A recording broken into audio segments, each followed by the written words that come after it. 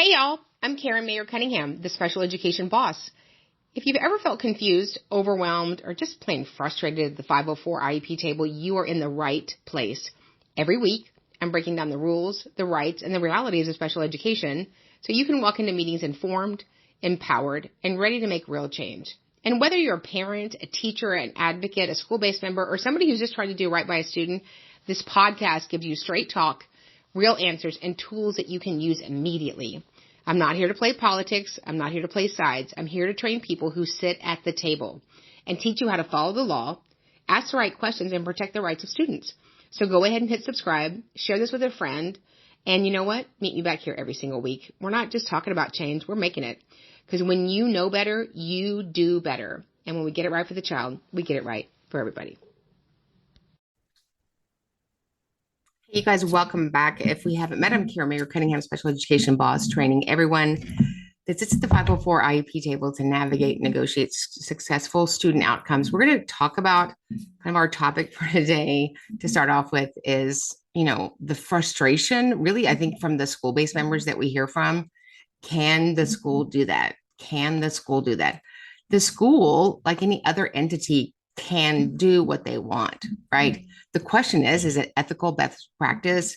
And is there an enforcement mechanism that prevents them from doing stuff that's a denial of FAPE for students with disabilities? And so a hearing officer told me a very long time ago, Karen, there are a ton of things that are wrong that are not illegal in special education in public schools. So why I come from a place of a business owner and somebody who resolves things, it doesn't make sense to me why some schools do some things in special education that are so egregious and obviously wrong and inappropriate.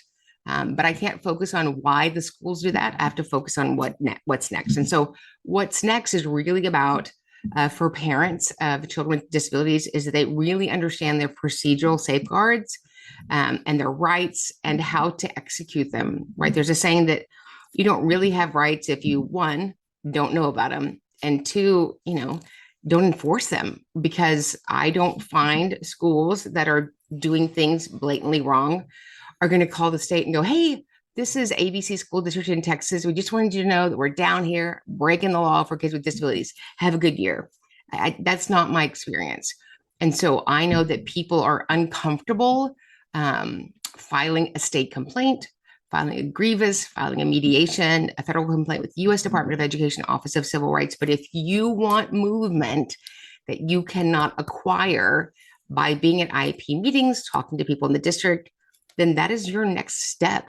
And so we believe that when we write really good, robust state complaints, that our belief and hope is not only that rectifies the IDEA violation for this one student, but that the district is training, and hopefully that good training and the requirement to implement IDEA and FAPE with fidelity impacts other students. So, as I talk to people and train people that come from other, jobs and vocations, the same question is, why do they do that?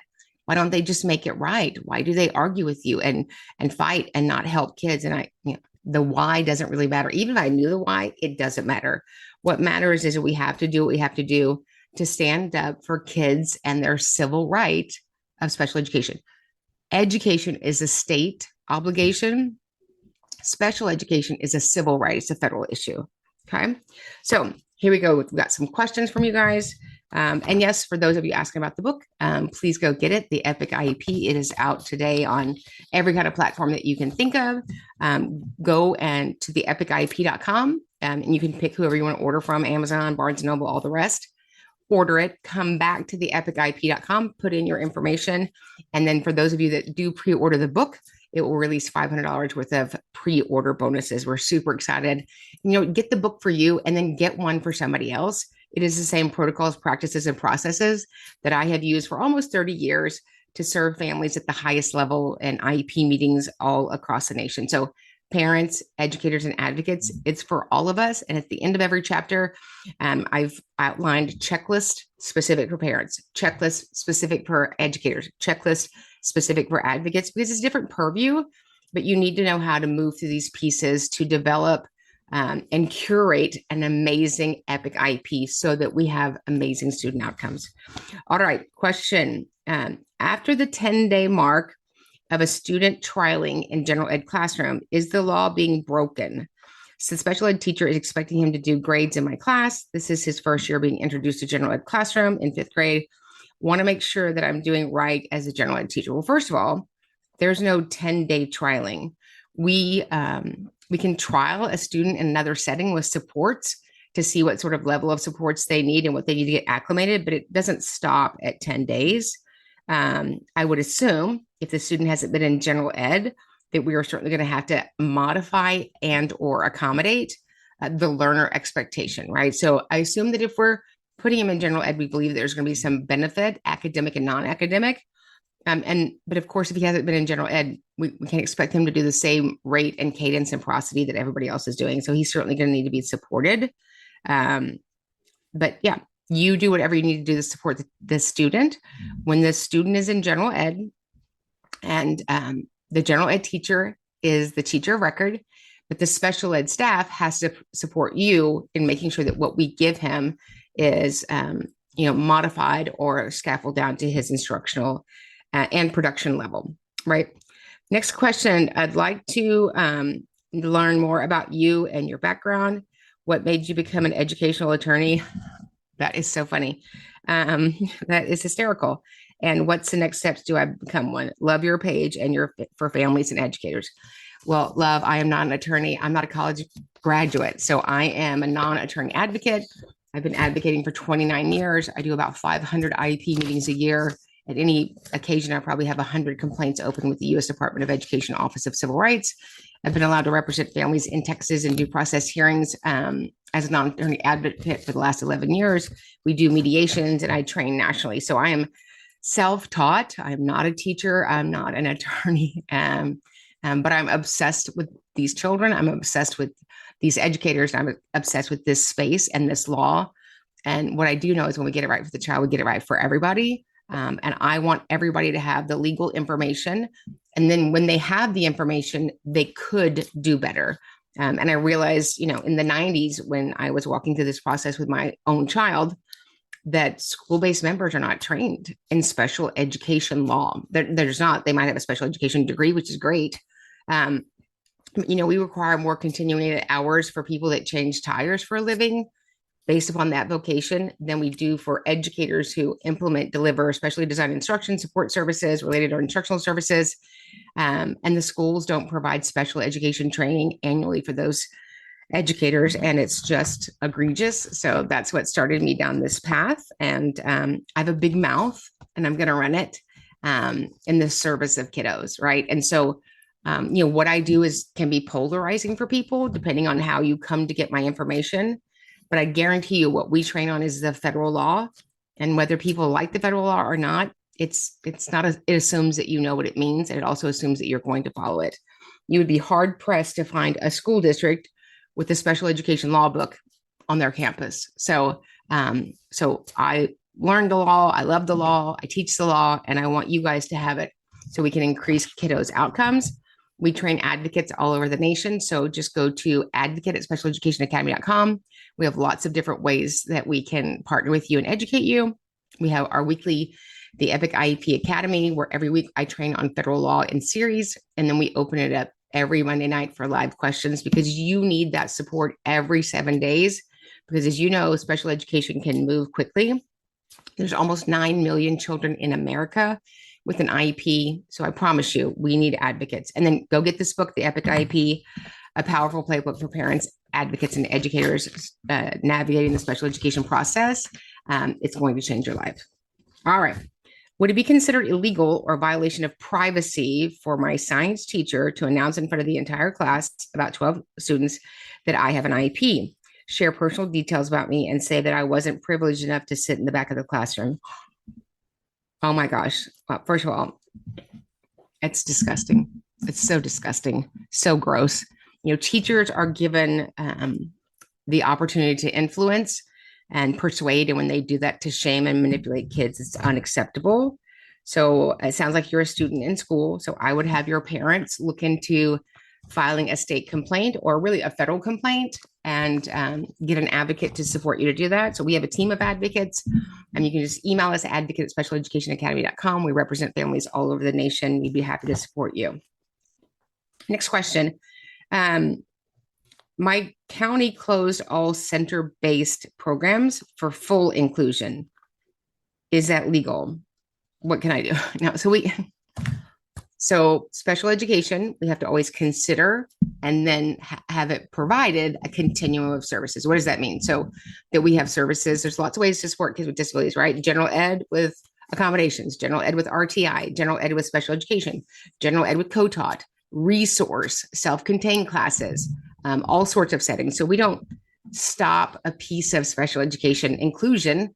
To get rid of inclusion, that would be a little bit problem of where LRE, the least restrictive environment, which has the schools have an obligation, a duty, and a responsibility to educate students with disabilities to the maximum extent possible with their non-disabled peers. But if you stop that and you took away LRE, that's going to be a problem. So, it sounds like you're an educator. And certainly I don't want to put your job at risk, but you might want to look into an advocate filing on behalf of that district, county, or city, because that's problematic and it penalizes students with disabilities. Next, what are your thoughts on kindergarten through 5 self-contained classrooms? Excuse me. Let me start over. What are your thoughts on K through 5 self-contained classrooms? Should they be combined or split into K2 and 3rd through 5th? I mean, I think that's a good split, right? I understand that that's an LID, they're low incident disabilities, so we don't have that many students that need that service. But I don't really want 5-year-olds and with 12 and 13-year-olds that have a full beard. So I think that if we can split it up K through 2 and 3rd through 5th, that's probably a better modality to deliver that instruction. Hi, love watching your videos. I had a question about my daughter's IEP. I don't know what to do. So since our last conference, I had with her teacher told me that she was going to be pulled out of her class for math. So one of her teachers called me today and told me they never wrote it down on her IEP, but they supposedly pulled her out. But there's no data. She's got a D. They told me all along she was doing great. Is there something I can do or no? So yeah, I mean, the reason a child has an IEP is to give them an individualized education program, to write an IEP to enable them to make progress appropriate in light of their unique circumstances. And we either delivered that with fidelity or we didn't. And it sounds like they didn't. So certainly I would reach out to the principal and see if they're willing to rectify that, but definitely get back to the table and make sure the IEP is being implemented with fidelity. And again, you can, we have a team of advocates, even if you just wanted to, bring on an advocate to help you write a robust state complaint. We serve and support families at whatever level. If you just want an advocate to do a records review, right? They look over your records, then you do a Zoom with them and they go over, the components of your evaluations and your progress reports and your IEP and say, if I was with you, I would do this. I would ask for this. I would ask for this adjustment. And often that's enough support for parents to go into the meetings and then have better outcomes at their IEP meetings for their kiddos. Question for you. My son has 2 autism diagnoses from 2 facilities, and the school doesn't see the autism. Does the school legally have to follow the 2 diagnoses and keep evaluating them until they see the autism? Currently, his IEP, he qualifies under OHI and has autism as secondary. They don't move autism as primary, even though he's severely struggling in school. So I don't know what kind of OHI that he has, probably or possibly ADHD. So even if his autism doesn't rise to the level of needing specially designed instruction, we certainly want to say that he meets the federal eligibility with OHI, other health impairment, and then write the specificity of that, and currently has a medical condition of autism. And sometimes kiddos have a medical condition of autism, but it doesn't rise to the level of needing specially designed instruction at school. But I would make sure that both of those components stay in his present levels of his paperwork. I did not agree with the IEP and I did not sign it. The special education director told me to sign it and just state what part I disagreed with. Is that legal that she advised me to do it that way? I don't, I actually agree, I agree with the school. And the reason is, if you don't agree with the IEP, then put your name there and write that you don't agree with the IEP and why you don't agree with it. When we do hearings or federal complaints or mediations, or we get new clients that have been like, oh, Karen, I've been, fighting it out with the school district for 20 years. And I get their paperwork and I'm like going through it. And I'm like, Miss Smith, I couldn't see in the paperwork where you disagreed. Well, I mean, we didn't put it in the paperwork, but they know. And so under the law, you're going to have somebody somewhere look at your paperwork, a fact finder, a mediator, a state investigator, a district grievance coordinator, a two-tiered hearing officer, a federal attorney with the U.S. Department of Education, somebody from ADA, somebody from DOJ. And if it is not in the paper, it didn't happen. And so while, disagreeing is part of the human experience, capture that. And even if you don't want to capture it right there in the meeting, send an email. This is Mrs. Smith. This is my account of what happened today in the IEP meeting. Please attach to the document. Because when you don't sign and somebody else looks at your paperwork, it looks like the school is very involved and the parent wasn't. Okay? Next question. I teach pre-K 4-year-olds at a public school. Last spring, I referred a student, very long, short story. The student was essentially denied services. This year, the student's kindergarten teacher referred the student about 2 weeks into the school year. The parent was told there must be 1 year between referrals for IEPs. Is that true? No, I mean, you can't use the same instruments. So if a student didn't meet eligibility for an IEP, but we have new information now, it's probably going to require different testing. We do see things differently between a 4-year-old and a 5-year-old. And so if there's an educational need, we're charged with, since he was denied services, he's never been eligible. So we're able to retest. We just can't use the same instruments that we used before if it's been within a year. But we have an obligation, duty, and responsibility to ILE, identify, locate, and evaluate children with suspected disabilities who may be in need of special education related services. 34 CFR 300.111. And question number next thing. Last question. If a student with an OI who uses a wheelchair, orthopedic impairment, is unable to participate in regular PE, should they have an IEP in order to have adaptive PE? Or is that something that can be covered in a 504? So if you have an orthopedic impairment, that's a federal eligibility. So right there, that's an IEP.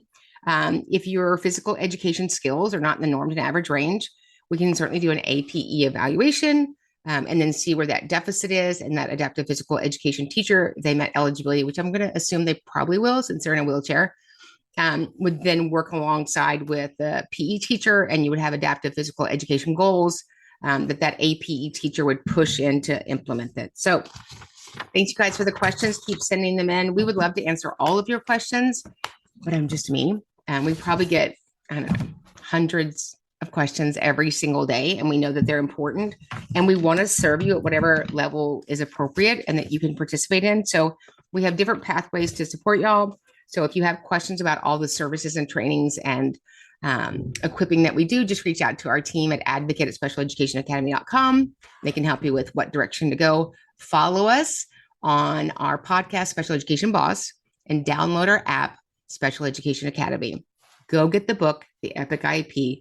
It's going to change your life and somebody else's. Remember, when we get it right for the child, we get it right for everybody. We'll see you guys in the next training. Hit subscribe, share this with a friend. And you know what? Meet me back here every single week. We're not just talking about change, we're making it. Because when you know better, you do better. And when we get it right for the child, we get it right for everybody.